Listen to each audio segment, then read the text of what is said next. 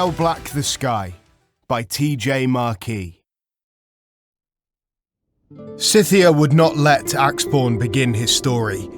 She took him into her arms and held him as if she would never again let go. Sev was the one to go to Agrata's body and kneel. He laid her on her back and straightened out her robes and limbs. He closed the lids of her sightless eyes and bowed his head in what Pierce supposed was a prayer. S's parting words had led him to a new realization. The people of Overland really didn't know that much about the thoughts and feelings of those who had lived beneath them. S's actions were evidence that many people, even legendary heroes, didn't truly know even their own friends. Pierce had never considered the secret thoughts of others. He was realizing in this moment that he tended to take everyone at face value. S had been young to him, a fresh, beautiful girl who he might be able to get close to. She had been fairly aloof, sometimes seeming almost stoic, but this had only added to her mystery. Pierce had never liked people who blurted out their every thought and emotion anyway. He did, of course, have to admit that he often was one of those people. That kiss. Why had she done that if all she meant to do was betray them? All this time, S had been mixing truth with lies. She had known that the world consisted of at least 3 layers, and not just 2. She had known that the first enchantment of the sky would stave off, or at least stall, the Underlands uprising, and had prevented his success by killing him. She was able to fold into areas that were supposed to be protected with deadly anti-folding enchantments. What else could she do that she had claimed was impossible? Everything she'd said about the events that had taken place atop Chasmgard had been twisted. Pierce's bemusement quickly shifted into anger. Perhaps the woman hadn't owed him anything after this short time of fellowship. But how could she do this to her comrades? He couldn't understand how she could be willing to sacrifice their lives just to gain more power and knowledge. "I know that look," came Agrathor's rough voice. He came up to Pierce's side and put an armoured hand on his back. "It looks like what I've felt every day since I lost my flesh." Agrathor made his odd sighing sound. "I don't speak of it much," he said. "But I know that anger, that resentment, that fixation on betrayal is often my master. It's why I gave Scythia leave long ago to stop me when I begin to stumble over my own anger. All she has to do is say my name and I know I'm not being rational, or worse, that I'm about to endanger the group. You felt something for S, didn't you?" "I know I'm transparent," said Pierce. "I don't mean to be. But it was nothing, just the urges of my body." Agrathor chuckled. "Maybe, kid, but the heart wants what it wants. I remember that well, even if I don't have my own heart anymore. If you're feeling betrayed, you had more hope for her than merely sharing a bed." "Maybe," said Pierce. "I wouldn't really know. I don't know if I've ever fallen in love with a girl before." "Ah," said Agrathor, "take your time, kid. It's a beautiful thing, but it will mess you up." They were quiet for a long time, and Pierce could hear the sound of Scythia's quiet sobbing. Axborn held her in silence, his head resting on hers, his eyes closed in peace. Sev had risen from Agrata and gone to sit on an ornate, high-backed chair that must have been for Cash. What do we do now? Pierce asked. He didn't really expect an answer, was just thinking out loud. Look around, kid, said Agrithor. We're the lords of Testadel now. Cash is gone, the First is gone, Grondel, the Temple, likely all of the old mages. I'd be surprised if there's a capital left standing in Overland. But we control the fortress, we defeated Cash. His followers will respect that. Whether we sort it or not, we're left to be the rulers of the land. Pierce couldn't wrap his mind around another big thing just then, and didn't try. He was part of Gorgonbane and would leave it at that. For now. My love, Axborn spoke to Scythia finally. She backed away a step and wiped her eyes, dark makeup running down her cheeks. It had left a smudge on Axborn's white shirt. There is a skill I must try before we move on from here, Axborn said. I think it may help us with what comes next. Scythia nodded as if she understood, but her face was dull, her eyes distant. Axborn moved over to Agrata's body, laid out on the floor of the antechamber. Her blood had seeped into the fibres of a large, lavish rug. Axborn knelt beside her and put one hand on her slit throat, the other over her heart. He breathed in slowly, then began to speak in a language Pierce didn't understand. He uttered a final, strange word, and Agrata sucked in a sharp breath. Her body shuddered and her eyes opened for a moment. Then she lapsed into a fit of coughing, spat out a long stream of purple blood, and settled at last. Her eyes were glazed, but they found Axborn, and she smiled for a moment. It's true, she whispered. The blacksmith is real, and now I come to meet him, despite my lack of faith. I am not the blacksmith, Axborn said gently, and you are not dead, child. Agrata's eyes grew tense and fearful then, flicking across the room as if she'd just awoken from a vivid and terrifying dream. I can't, she spluttered. My sister killed me. She did, Axborn said lowly, evenly. He kept a hand on her heart and moved the other to the top of her head. He stroked her ebony hair to soothe her. None of us knew about you, Agrata. We didn't even know your sister's true name. Everything my friends came here for, it was all a lie. I am sorry about your husband. Cash, Agrata breathed. She killed him too. Axborn nodded sadly. Why? We don't really know, Axborn said. She found a way to capture him, to turn him into one of her weapons. We have to assume she needed his power for whatever she plans to do next. She had said we must know what knowledge Cash had discovered. Power, said Agrata. Savita did always have to be the best. That was her name, asked Agrithor. Savita.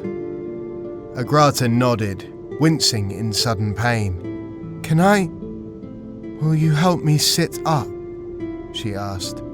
Axborn did so, assisting as she moved to one of the room's couches. My head hurts, Agrata said. You were dead, Axborn smiled. I'm not surprised. How did you bring me back? Your sister killed me as well, so I know how it feels, Axborn said, chuckling. When I was gone, I learned a few new skills, such as restoring the life of one unjustly slain. Haxborn took a seat in a chair nearby, pulled Scythia near to him, and held her hand. "Listen, Ograta," he said. "Big things are coming upon the world. Things even I wasn't told about during my short time away. Until now, we would have counted you our enemy. But now I would like to propose a treaty similar to what Cash had in mind. Perhaps with less bloodshed." Agrata didn't even take time to consider it. "Yes," she said, eyes sincere. "Any person who would resurrect their enemy from the dead deserves my allegiance. I will do anything you ask." "Telling us S's real name was a good start," Axborn said. "Can you get whoever is left in Testadel to fall in line?" "The men and women here loved Cash," said Agrata. "He was a diligent and fair ruler to them, despite what you Overlanders tend to assume. Nevertheless, they are also in the habit of keeping order, and they respect might and authority. I think they will submit to you, especially when they see that I stand with you." "Good," said Axborn.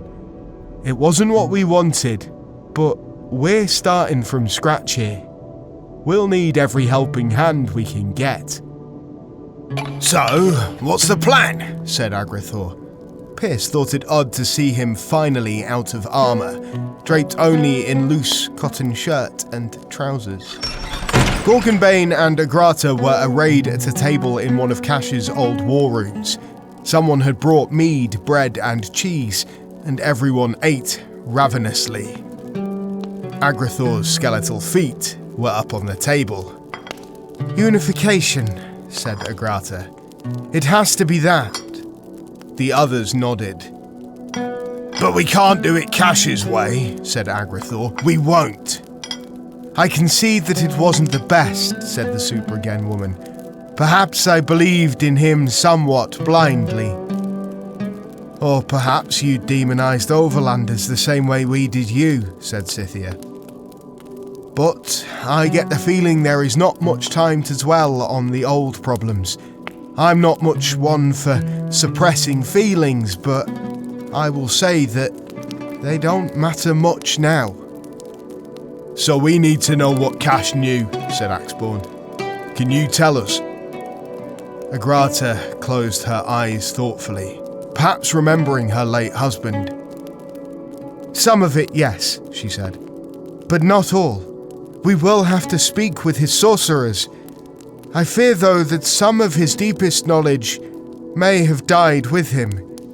He did not speak of everything he'd discovered, even to me." "Well, if it's breadcrumbs, then it's breadcrumbs," said Sev. "I've forged with incomplete blueprints before." "We'll find it," said Pierce. "If I have to scour every inch of over, under, and the sublands to find clues, I'll do it." Agrata favoured him with a look.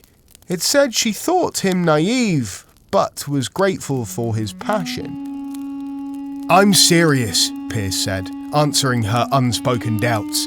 "I will climb down the side of the chasm wall myself to find what's under Subland." "So, we get to name the place?" mused Agrathor. "I guess that's fair. What did Cash call it, Agrata?"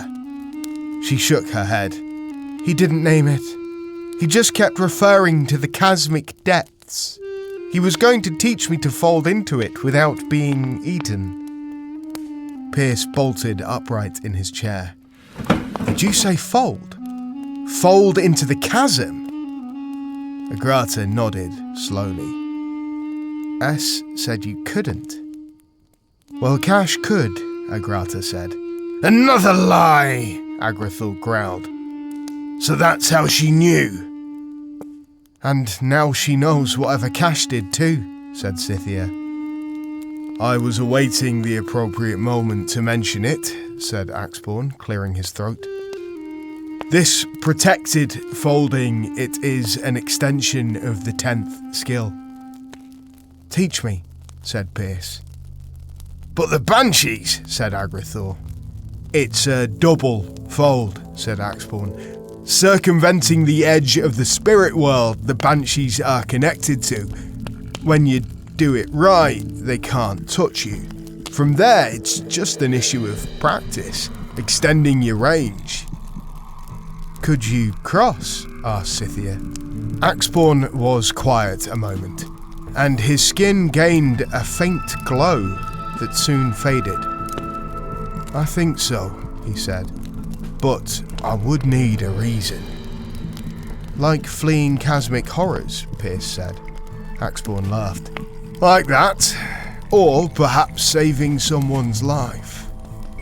Teach me, Pierce repeated. We all will learn, said Agrata. Now, what about the armies? Will you array them? Asked Axeborn. We will need to speak with them, make them understand how important this shift in things really is. We may need to convene the regular citizens as well. This will be difficult for the humans, said Scythia. It will, said Agrata. Then, if I order my people to gather, they will obey me. Well, what are we waiting for? Said Agrithor, smacking the table and standing. He muttered, Kid must be rubbing off on me. Let's do it now. The remaining forces of Testadel were arrayed just within the fortress gates, which stood open to the traffic coming and going from the ruins of Grondel. Agrata had given the order for everyone to be presented for inspection, and no one had disobeyed. Even the Pain Reapers came, and were hanging back near the stairways leading down to their dungeons, whispering amongst themselves. She did not have the energy to address the army properly, but she stood long enough to assure them that all was as well as could be. She spoke to them from a raised platform overlooking the parade grounds before the gate. The peace that my husband dreamed of has come. In part, though, not in the way he intended, she said, using an enchantment to amplify her voice. Gorgonbane did not assassinate him. There was a murmur of voices from the crowd at this. Did they believe it? The second has become the first, Agrata said. She has betrayed her own comrades. It was she who murdered our beloved Underlord. The murmuring voices continued. Things will continue to change, Agrata said. Her stance began to falter, and Pierce was there to help hold her up. She glanced at him in thanks. You have already begun the change. We will rebuild. We will explore for ourselves what caused my husband's great concern. Why he feared the things he said were coming up from below the Underlands. And we will prepare. We will be ready to stand. Agrata leaned more heavily on Pierce. He thought she must be exhausted. He wondered if he would fare much better after dying and being brought back. Please, continue to work together, she said, voice rasping a little. Please, hear and obey the new lords of Testadel. Agrata gestured tiredly to a chair that had been brought for her and thanked Pierce as he helped her settle into it. She looked much like her sister. They might even be twins. But S had been so youthful of appearance that it was impossible to tell just by looking. There was something more mature about Agrata, however. Her face carried more cares than S's, and her eyes were as dark, but more full of emotions than they were of mysteries. Pierce was still mulling over S's betrayal in his mind, still trying to hear the words that Agrithor had spoken to him. He didn't want to notice the woman's loveliness, so like her sister's, but he couldn't help it. Even his own eyes were betraying him. Axborn took Agrata's place on the raised platform and bowed his head humbly. "We have considered ourselves enemies for a long time," he began. He gave the Underlord's army a silent moment to boo or jeer or scream. They did not. "There is much on which we'll disagree. None of it matters now. One of our own has deceived us greatly and treated your former master shamefully. Someday she will be brought to justice. Until then, other matters demand our attention. Cash knew of the threat from below, something of which Gorgonbane has only just become aware. He feared, or at least was concerned, by what it meant for our two realms. We must take his concerns seriously." The murmur became one of assent. We do not come to conquer you, to put you to work, to send you to fight and die in battles we ourselves would not brave," Axborn said. "And we did not seek to be called the lords of this great old citadel. But in the absence of your revered master," this garnered some cheers, "we will seek to do our best to live up to his fair and diligent nature." The cheers crescendo. We ask that you work together as you have been doing since being raised up to Overland. Work with those who have survived. Work with us. I cannot say much more beyond what the Lady of Testadel has said. For now, all I can say is, thank you for not trying to kill me today. The army laughed at this, and Axborn gave a little bow as he backed away from the platform. Gradually the crowd dispersed, officers handing down orders to get back to whatever was on the day's schedule. Pierce had been watching everyone. The only group who hadn't responded significantly to either Axborn or Agrata was the Pain Reapers. Now they were filtering back down into their dungeons to resume the dark works they did down there. Gorgonbane would have to put a stop to the torture and experimentation immediately. Even then, Pierce would continue to keep an eye on them. Pierce and Sev leaned on the railing of a balcony outside one of Cash's many apartments, watching the workers below. Pierce had just come from his last shift hauling debris out of the city to be sorted, and Sev was getting ready to report to his. "You know, Sev," Pierce said, "when I first saw you, wow, that was right downstairs, wasn't it?" Sev gave his flat smile and said, "It was. When I first saw you down there, I was actually scared for a moment." "Not you," said Sev, disbelieving. "Oh yeah," Pierce said. "Don't you know what they say about Forge Masters?" Sev shrugged. "That you can't be cut or stabbed because your skin is made of stone." Sev made an odd imitation of a raspberry sound. Pierce thought the idea must have amused him. "It's true," Pierce said. "They say you can tear a Father Dogran limb from limb with your bare hands." Sev waggled his head left to right as if this were more or less true. "I thought I was a dead man," said Pierce. "Is that the only reason you didn't attack?" Sev asked. "Because you thought you didn't have a chance?" Pierce wrinkled his brow incredulously. "No," he said. "No, not at all. I've done stupider things than attack an invincible Forge Master." Sev chuckled. "I didn't attack you because you weren't armed." The Forge Master looked at his grey-skinned arms, corded with muscle, and wiggled his fingers. You just said I could kill a Dagran with these. Well, Pierce stalled. I guess I still didn't think of them as weapons, he shrugged. Wanna try it? Sev said. Try what? Cutting a Forge Master's skin. Pierce looked at him dubiously. The man actually laughed. Pierce smiled. You really are crazy. I knew it.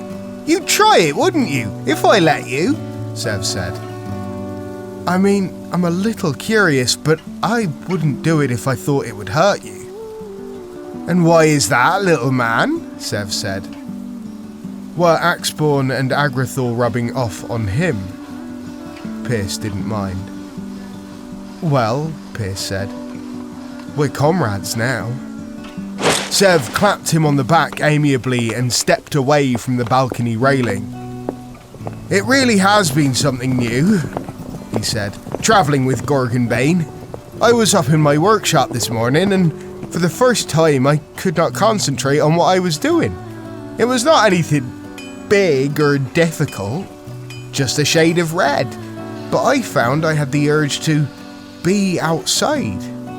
I wanted to feel the sun and the air. Well, you've missed your share of the daytime, Pierce said. Probably need to catch up. Yes, Sev said. I intend to do so. This work outside certainly helps fill the void. The Forge Master began to walk away. Hey, Sev, Pierce said. The Forge Master stopped and turned. After your shift, wanna grab a drink? Sev gave him a flat smile and a thumbs up. All right, said Pierce. Meet you at Sugar's. He said farewell and headed out to work his hauling shift, and Pierce looked back at the land below. Even the monstrosities were on the job. They were exceedingly useful for hauling away large bits of wreckage, or setting long beams to frame out new buildings. They were not pretty things, but they were far less terrifying out in the light of day, and when they weren't trying to kill him. Pierce wondered if they mourned the loss of their brethren as the humans, Gen, and even werewolves did. They even have minds for anything beyond labour and battle. Pierce saw one set its load of fresh timber down and lock its hands together above its head. It bent backwards, stretching out the front of its body like any other labourer might. Pierce caught its eye and waved. The giant looked back at him for a moment, its face impassive. Then it raised a hand slowly, as if just learning the gesture, and waved it back and forth gently. Scythia and Axborn stood together on the field that had been cleared outside Testadel's gate. They had their arms around each other's waists, and they were both studying the fortress complex that towered above them. They're getting a lot done, quickly, Axborn observed. Cash really did run a tight operation. Maybe there was more to him than we realised, Scythia said. It's hard to admit, isn't it? Axborn nodded. Easier for me now, he said. The vice of pride has no hold on me anymore. But my thoughts still tend to run in the old patterns. I still think of him as a villain. It will take time, said Scythia.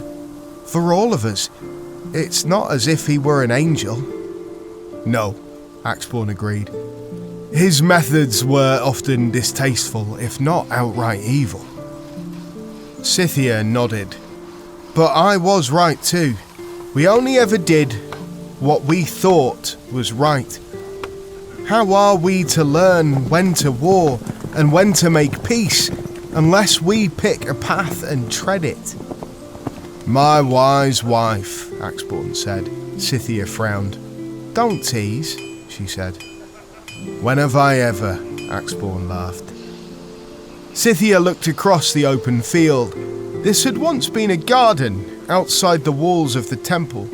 Men had trimmed the hedges in the shapes of various weapons. Scythia remembered frolicking among the trees and shrubs with the older boys and girls when their parents had come here on pilgrimage one year. The garden was gone, but the land had been cleared. Humans and Gen were using it as a staging area for timber and stone. No sooner had one team dropped off the fresh materials than another would come back and cart some off to go rebuild one thing or another. "Is it going to work?" Axborn asked his wife. She was silent a long time, watching the fortress's ramparts, the traffic moving in and out of the gates, humans and Gen working together. It was unheard of. Even the monstrosities had been put to good work. No one in Overland could say when the rift had begun, or whether it had always been that way. It had just seemed so natural. We live up on the surface, she thought. They live down below, where they belong. If it were to be otherwise, the world would feel askew. Certainly the world did feel off, in bad ways, but also in good. Axborn should not be here, by all rights, and yet the blacksmith himself had sent her husband back. Everything she thought she knew was shifting. If a man could come back from death, his body glorified, to serve a grand purpose, then anything could change, couldn't it? "Scythia?" Axborn asked. "I'm sorry, my love. I drifted," she said. He smiled and kissed the side of her head.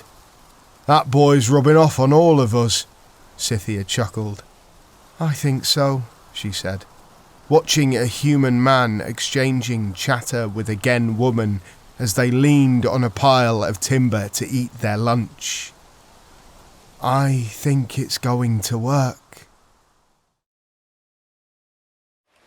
In all the ruckus of the invasion, many people had been unable to prepare for Flood Day. Everyone called it a day, but it was really more of a short season. A rolling flash flood that covered the breadth of the continent. It always started in the northwest, with a sudden gushing of water from the mountains that overlooked the chasm there.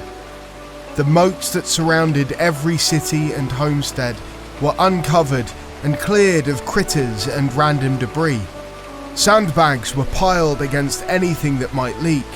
The ground floors of any building not made of stone were vacated, their modular walls removed temporarily, so that their upper floors now stood on sturdy stilts. News from elsewhere revealed that this season had most everyone scrambling to prepare. The new city of Chasmgard was in good shape though, being in the midst of a rebuilding from scratch. Gorgonbane sat together at the bar in Sugar's new tavern, Agrata and Deathgrips with them. The rest of the place was full of humans and Gen, just now experiencing the euphoria of Sugar's cooking. Many of them watched Gorgonbane and whispered. The window shutters were open and Pierce watched the flood waters amble by. This far southeast, the water didn't really rush, so damage was minimal. The moats helped considerably to prevent catastrophe, but they weren't deep enough to root all the water away. Someone rode by on a canoe and Pierce waved. "I know the farmers and merchants hate it," Sugar was saying as she leaned on her bar, "but I've always liked Flood Day." "My grandmother used to tell me fairy tales about a thing called winter," Deathgrips said. "People would huddle in their houses together, burning wood for warmth. Since the outside was so cold, it chilled you to the bone." She nudged Agrathor in the rib as she said this and said, You'd probably like that, huh? Agrathor cackled, and his green eyes brightened. This reminds me of that, Deathgrips finished. Exactly, said Sugar, and refilled Deathgrip's stein, though it was far from empty. Everyone all cozy in a small place together. It's a hugger's dream. Winter, huh? Pierce said. Never heard of that one. Wonder if the sky's blue on that level. What level? Agrathor asked. The one where winter happens. The Bone Man growled. Oh no! Don't you go thinking again! You get these thoughts in my head! Deathgrips thunked a metal finger on Agrathor's hollow skull, and it played a short, clear note. He snapped his jaws at her finger and she laughed. He chuckled too. Pierce started to wonder when all this had happened. Something starting between them, and all the questions that entailed. But Agrathor's grumbling kept his mind on track. You get it in my head, and I can't think about anything small all of a sudden, Agrathor said. What's wrong with that? Pierce said. Not everyone wants to be operating at full blast all the time, Pierce, said Agrata. People like to rest their minds, to relax, especially on a day like today. But it's not like it's that big a deal, Pierce started. Then the thought blossomed. Of course it was a big deal. Another level, another realm, perhaps another set of rules. It wasn't just adventure anymore, it was responsibility. Possibly a threat. Just because some level with a season called winter lay somewhere above and not below, that didn't mean it was benign. It would be yet another thing to deal with, now that Agrata and Gorgonbane effectively ruled the Over and Underlands. What are we going to call the new kingdom, anyway? Pierce asked on a whim. I'll never understand how you think, kid, Agrathor said. He took a large bite of his spiced meat pie. Pierce didn't see where it went. And I'll never understand how you eat, Pierce said. Good one, kid. Deathgrips grinned one-sidedly. It was a lot like Sev's grin. She proffered her stein for a cheers and Pierce banged his mead against hers. They swigged. For Gorgonshire! Axborn bellowed and hefted his stein laughing. For Gorgonshire, the others echoed. They drank. Scythia shook her head. No. Too self-centered. Everyone hummed, musing. To the United Republic of Over, Under and Subland, Urus! Cried Agrathor. The cheer was not so resounding as before, but everyone toasted still, repeating, To the United! The rest was lost in mumble and jumble. Ugh, too long, said Axborn. Patience is not among the glorious skills then, Agrathor chided. Not patience for horrible acronyms, Axborn chortled, and smacked Agrathor on the back. How about Chasmlock? Said Scythia. Since we know all three levels are bound by the chasm. For Chasmlock! Came the cheer. The rest of the bar had joined in, everyone toasting. Pierce had noticed Agrata's cheers seemed half-hearted. She must be missing cash. For once he blessed his distractibility, sparing nary a thought for the betrayal of S. Well, except for that one. Chasmlock, Agrathor said, with an E at the end. I can hear you saying it. Scythia shrugged. Makes it sound cooler, she winked at Deathgrips, who nearly raised a brow. Scythia leaned past Axborn to look at Pierce. What about you? Pierce Forge Friend? War Herald? Bright Sword?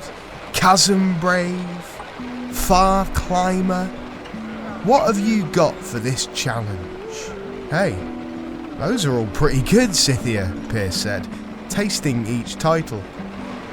You had me scared with Gem Waster. I think I like...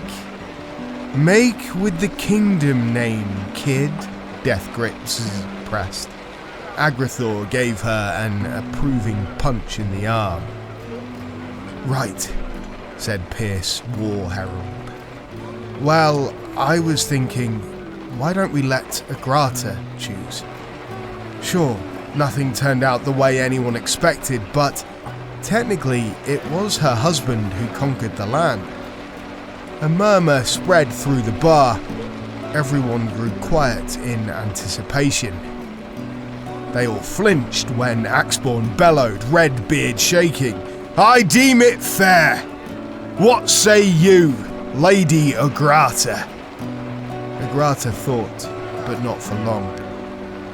Well, I know my husband wasn't perfect. In many ways, he was a villain. I see that now. But he had a good dream, did he not? Most everyone nodded and murmured assent. I say we call the United Lands Kasha. All people will remember the dream and the determination of the Underlord. So it is, cried Axborn. Hail, Kasha! Hail, Kasha! Roared the crowd, and they drank. Agrata was a few seats down from Pierce, but she caught his eye and gave him a small, thankful nod, dark eyes hidden by unpainted eyelids. Outside, the flood ambled by, carrying rubble and beams of wood, people in canoes, and the weapons of fallen warriors. The draining bathwater of a world changed.